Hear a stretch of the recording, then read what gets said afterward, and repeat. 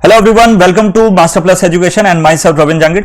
आप लोगों को ऑलरेडी पीजीसीएल डीटी के नोटिफिकेशन के बारे में पता है, बस जैसे ही यदि प्लानिंग स्टार्ट करते हैं या फिर हम पढ़ाई करने बैठते हैं तो यार आपके टाइम लिमिट के हिसाब से आपको पढ़ना पड़ेगा। जैसे यहां पे आपके पास 90 डेज का टाइम बचा हुआ है। अब 90 डेज को ऐसे आप पार्टीशन में डिवाइड कर लो सो दैट जो सबसे इंपॉर्टेंट टॉपिक्स हैं या सब्जेक्ट्स हैं वो सबसे पहली प्रायोरिटी पे आप रख सकें, उसके ज्यादा से ज्यादा मल्टीपल रिवीजन कर सके, तभी आपका सिलेक्शन होगा। तो इसी के बारे में बात करने वाले हैं, रोड मैप के बारे में बात करने वाले हैं, कैसे आपको सब्जेक्ट लेके चलना चाहिए।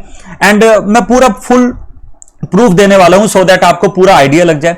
सब्जेक्ट वाइज वेटेज के बारे में बताएंगे, ठीक है। तो स्टार्ट करते हैं। सबसे पहली बात कि यार देखो, फॉर्म फिलिंग ऑलरेडी स्टार्ट है और 6 नवंबर को ये फॉर्म फिलिंग क्लोज हो जाएगा। एंड रेफरेंस के लिए जो डेट बताई गई है, जो आपको डॉक्यूमेंट सबमिट करना है, वो भी आप यहां पे देख सकते हैं। अब चलते हैं, जैसे यार पैटर्न की बात करें तो पैटर्न देखोगे तो टेक्निकल नॉलेज टेस्ट जो है वो 120 क्वेश्चन 120 मार्क्स के लिए, एंड सुपरवाइजर एप्टीट्यूड टेस्ट है ना, जिसके अंदर आपका रीजनिंग एंड क्वांटिटेटिव एप्टीट्यूड्स आते हैं। 50 क्वेश्चंस 50 मार्क्स के लिए, तो टोटल हो गए 2 आवर्स में आपको 170 क्वेश्चंस करने हैं एंड 170 मार्क्स के लिए। तो यार बहुत कम टाइम है, सिमिलर टू एसएससी जेई। वहां पे बस थोड़ा सा आपको बोल सकते हो कि थोड़ा सा वहां पे हल्का सा टफ पड़ जाता था। यहां पे जो भी बच्चे टेक्निकली स्ट्रांग है उनको बहुत ज्यादा बेनिफिट होता है, क्योंकि 120 क्वेश्चंस टेक्निकल के आ रहे हैं। तो बहुत अच्छा पैटर्न है।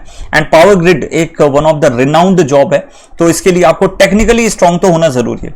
कैसे कर सकते हैं? यदि प्रीवियस ट्रेंड के अकॉर्डिंग यदि मैं बात करूं तो ये क्लासिफिकेशन है। टोटल 11 सब्जेक्ट्स अप्रॉक्स आपके पूछे जाते हैं। यहां पे मैंने प्रीवियस जितने भी पेपर्स हैं सबकी एनालिसिस करके ऑन एन एवरेज रखा है, सभी पेपर को एनालाइज किया है। तो यहां पे देखिएगा, नेटवर्क थ्योरी एंड बीडब्ल्यू, जिसके अंदर बैटरी का सिस्टम या बेसिक इलेक्ट्रिकल के जो फंडामेंटल्स हैं वो सभी कुछ इन्वॉल्व हो जाते हैं। लगभग 24 से 28 या फिर कई बार ऐसा देखा गया 32 मार्क्स तक क्वेश्चन पूछे गए। पावर सिस्टम की बात करें 22 से 25 से भी ज्यादा जाते हैं, ऑन एन एवरेज मैंने ये रखा है।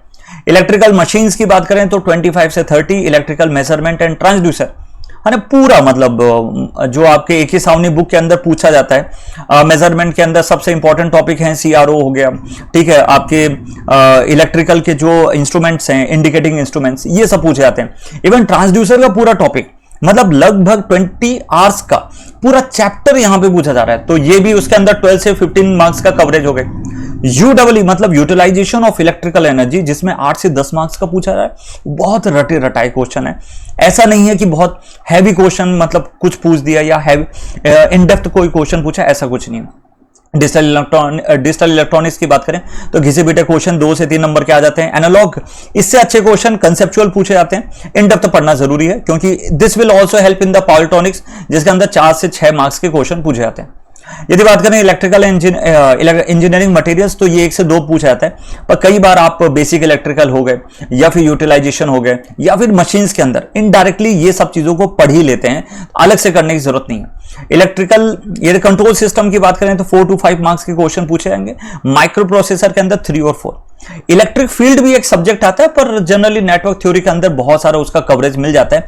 स्टिल मैंने कुछ शॉर्ट वीडियोस फॉर्म में बना के रखे हैं जो आपको कहीं ना कहीं हेल्प करेंगे उसमें।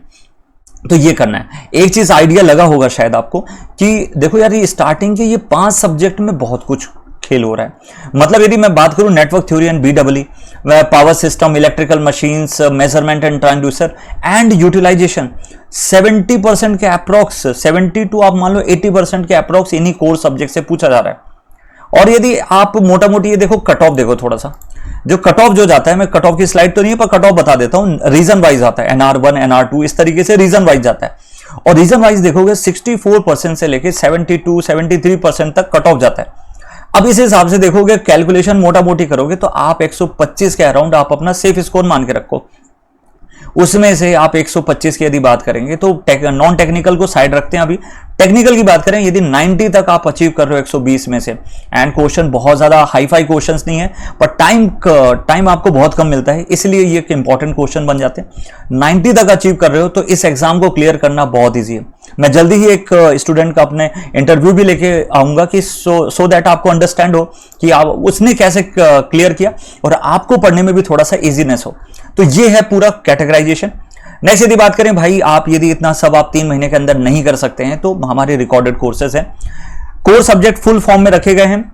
बाकी नॉन कोर सब्जेक्ट जितने भी हैं वो सब शॉर्ट फॉर्म में रख दिए सो दैट 90 डेज के अंदर प्रॉपर वे में तैयारी कर सकूं। छत्तीसगढ़ के अंदर 100+ सिलेक्शंस हमने अभी के रिसेंटली दिए हैं। Check our live section, check our videos, interview sections भी आपको भरा हुआ है, वो भी जाके आप चेक कर सकते हैं। दिवाली ऑफर है, जल्दी प्राइस बढ़ने वाली है। एक्चुअली इसकी प्राइस 3500 रुपए है, जल्दी से इसकी प्राइस बढ़ सकती है, डायनेमिक है, प्राइस धीरे धीरे करके इंक्रीज होगी। इसके अंदर technical and non technical subject सभी प्रोवाइड किए जा रहे हैं। लेक्चर पीडीएफ प्रॉपरली अवेलेबल है और लाइव प्रैक्टिस सेशंस भी हैं, जो भी आप क्वेश्चंस वगैरह आप प्रैक्टिस करते हैं। 1 ईयर की वैलिडिटी है, तो एक अच्छा खासा आपको बाकी एग्जाम्स के लिए भी हेल्प हो जाती है। So thank you so much. Next video के अंदर मैं और भी बात करने वाला हूं इस एग्जाम के लिए, तो बहुत सारे वीडियोस आने वाले हैं, जल्दी से एनरोल करिए और अपनी पढ़ाई में लग जाइए। Thank you so much, bye bye.